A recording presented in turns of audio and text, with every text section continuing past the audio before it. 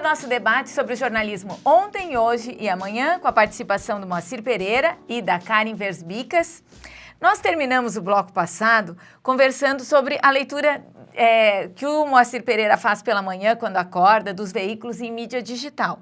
Isso é cada vez mais comum, né? Karen, por exemplo, quando tu queres pesquisar alguma informação, percebes que essa informação não se restringe a uma entrada, que a gente pode migrar de uma maneira que o autor daquela informação, daquela notícia, daquele post, nem imagina que ele está dando margem para a gente fazer essa pesquisa de link em link? Você fala da pessoa se dispersar demais e sair do seu foco? Não, da pessoa fazer o seu próprio percurso, um percurso que ninguém mais vai repetir. Porque antes o jornalista escrevia um conteúdo linear. E ele tinha o ponto final da matéria. Ó, a informação é essa aqui. Agora não, agora aquilo é só uma etapa, né, de uma longa pesquisa para a gente entender o assunto. Exatamente, porque hoje você tem os hiperlinks, né? Então você começa a ler uma matéria e aquilo pode te levar a um outro assunto e daquele você entra para uma cartilha e depois você vai ver uma outra experiência, né? E eu digo o seguinte, é muito mais fácil hoje, quem não é da época digital, né? Da minha geração para trás, se perder numa leitura assim, do que os jovens, né? Muitas vezes a gente fala dos millennials e tal, que eles não têm foco, que eles se dispersam muito na leitura, começa numa coisa... Eu acho que eles têm muito mais foco porque eles têm muito mais domínio nessa mobilidade dentro da internet. Nós não, nós somos mais suscetíveis a pegar ali uma bifurcação e depois pega uma outra tangente aqui e desvia completamente do foco. Mas lá na fábrica vocês consideram essa convergência, que não dá para trabalhar só com texto, que tem que fornecer os conteúdos em diferentes linguagens?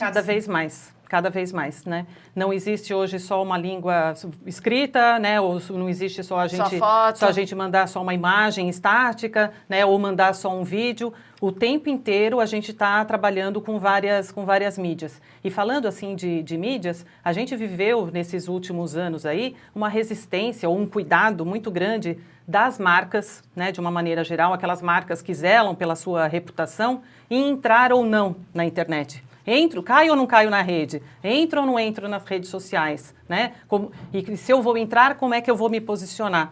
Essa foi uma discussão muito grande e a gente viu que várias empresas que optaram por não entrar até determinado ponto da história... Perderam o bonde. Perderam completamente o bonde, porque nós mesmos fizemos o diagnóstico de uma grande marca e quando a gente foi ver, aquela marca tinha 221 perfis só no Face.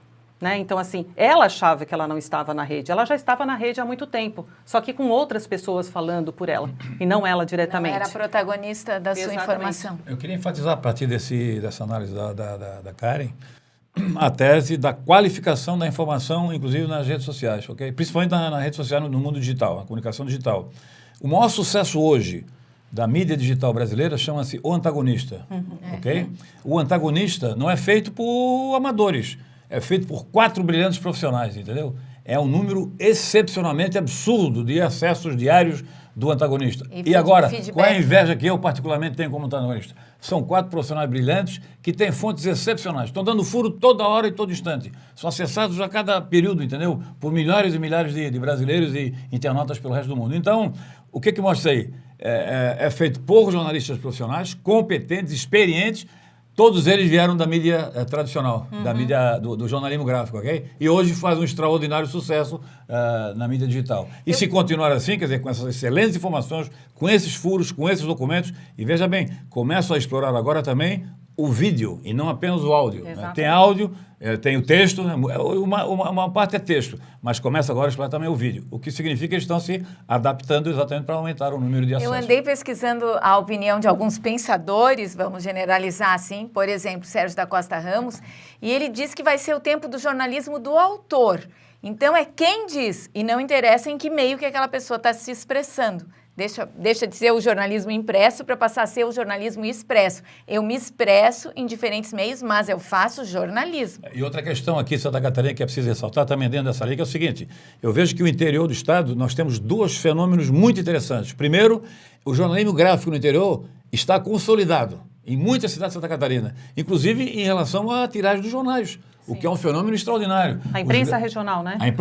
A realidade da imprensa regional, fruto de quê? Fruto exatamente da qualificação do trabalho. Os jornais são bem impressos, tem bons textos, entendeu? Tem bons títulos, boas fotos e tal. Então, essa é uma realidade catarinense, que é fruto do próprio arquipélago cultural, econômico, social que nós temos em Santa Catarina.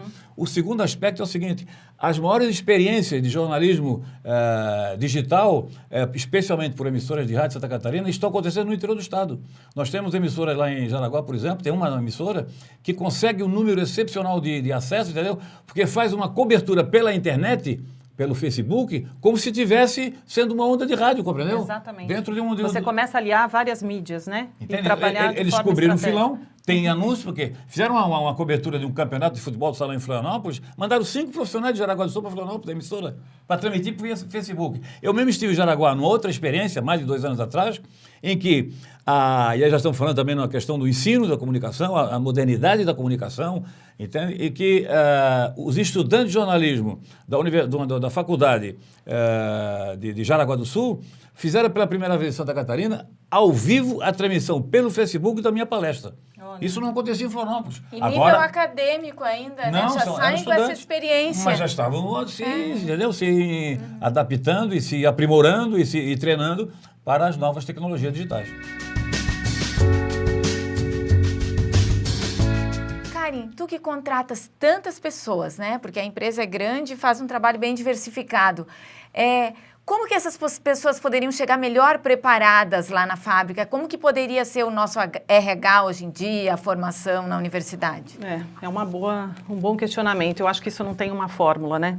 Eu acredito muito na vocação do jornalista. Eu acho que o cara já tem aquela coisa que que leva ele para essa profissão e, como você falou, não importa a plataforma, né? Se ele é um bom apurador de informação, se ele sabe se comunicar bem, se ele sabe buscar as fontes, se ele sabe cavocar e ir atrás e tem prazer em fazer isso, ele vai se dar bem sempre, né? Então, assim, eu acho, é claro, a formação é muito importante, mas eu acho que não existe uma fórmula, uma forma também, né? Que eu fale, não, olha, eu só pego o pessoal que está saindo da UFSC depois da 7ª fase, que tem experiência em tal coisa.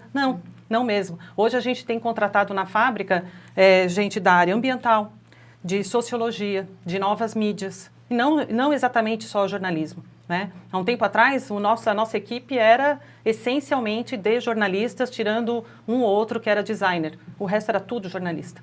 Hoje não, hoje a gente já tem uma equipe bem mais diversificada. Muito mais. Moacir, para finalizar esse bloco, como que tu percebes hoje a universidade com mestrado, com doutorado na área do jornalismo? Foi um grande passo? Foi um passo importante no sentido de buscar o aprofundamento da formação acadêmica, mas eu não estou muito atualizado, mas eu tenho uma avaliação relativamente crítica em relação a isso.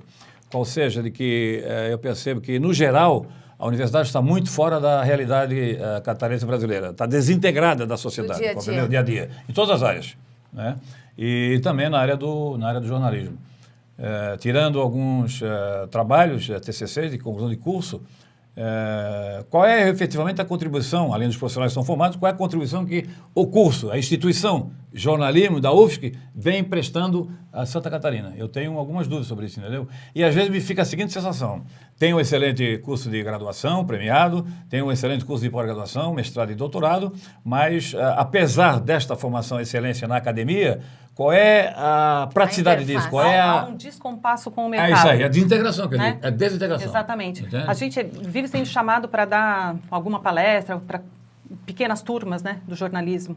E a gente vê como eles são ávidos por esse tipo de informação. Como que é na vida real. Mesmo, a gente falou sobre gerenciamento de crise, que é uma coisa que, não é uma disciplina do curso de jornalismo, mas hoje você não pode pensar em comunicação empresarial corporativa se você não dominar gerenciamento de crise, prevenção e gerenciamento de crise, né? Todo o escopo de qualquer contrato hoje tem isso, mais do que nunca, né? Nesse país da Lava Jato aí, mais do que nunca, né? E aí a gente vai lá, você vê aqueles olhinhos brilhando, né? Porque para eles é uma coisa absolutamente nova. Então eu acho assim, há um descompasso. A gente tem, hoje nós temos só uma estagiária na fábrica, nossa equipe, a gente brinca lá que a nossa equipe envelheceu, né? A gente conseguiu reter pessoas durante mais tempo, isso, e as pessoas estão envelhecendo, então assim, a gente não tem uma garotada jovem hoje dentro da fábrica, mas nós temos uma jornalista. E assim, a percepção é que quando ela vai para a faculdade, não tem nada de muito novo. Ela acaba dando aula e levando as experiências dela. Exatamente. É uma coisa também, para comparar, mal comparando, se vier aqui em Florianópolis fazer uma palestra, um engenheiro da área nuclear, entendeu? Ou da área da informática, a maior autoridade da Universidade de Harvard, para falar aqui em Florianópolis, ou de outro instituto, da Stanford, sei lá, da Europa, não tenha dúvida. Os engenheiros da Universidade Federal, os professores e a maioria dos estudantes estarão lá participando. Da odontologia, a mesma forma. Eles têm mais essa acessibilidade. Agora, eu não consigo entender como é que vem aqui a maior autoridade em ética e comunicação no Brasil, que foi o professor Carlos Alberto de Franco, e não tem estado lá nenhum professor e nenhum estudante da Universidade Federal do curso de jornalismo. Eu não consigo entender isso.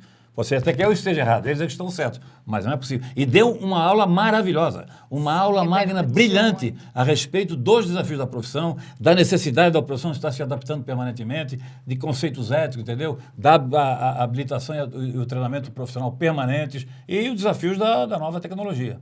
Fica essa mensagem de que os próprios jornalistas têm que se valorizar também e valorizar as suas referências. Não, eles não precisam aprender mais nada. Eu tenho dito enfaticamente aos meus queridos companheiros, eu tento fazer esse esforço também, pessoal. Eu tenho limitações de habilidade técnica com a comunicação digital, edição e tal, mas eu tento fazer esse esforço. E sugiro aos colegas, hoje, quem não se atualizar a cada dia vai perder o trem da história. E cada vez mais, né? Porque se a velocidade das mudanças, né, que a gente acha que já foi uma velocidade alta, de 30 anos atrás, 35 anos atrás, quando eu comecei, por exemplo, numa redação, para hoje, nós tivemos o privilégio de participar de uma palestra com o Luiz Rasquilha na semana passada. Ele estava dizendo que esse mesmo movimento que a gente viveu aí de 30 anos vai se dar em 3 anos. Quer dizer, em 2020, provavelmente a gente vai estar olhando para 2017 e falando, meu Deus, olha, como é que eu trabalhava só com WhatsApp, e-mail, a gente vai ter várias outras coisas. Então, assim, e quem não se atualiza? Não tem como. Mas a gente tem que encerrar, Moacir, em função do tempo que nós estamos cronometrando. No próximo bloco, então, a gente já começa com essa nova realidade do mercado, enfatizando também a blogosfera.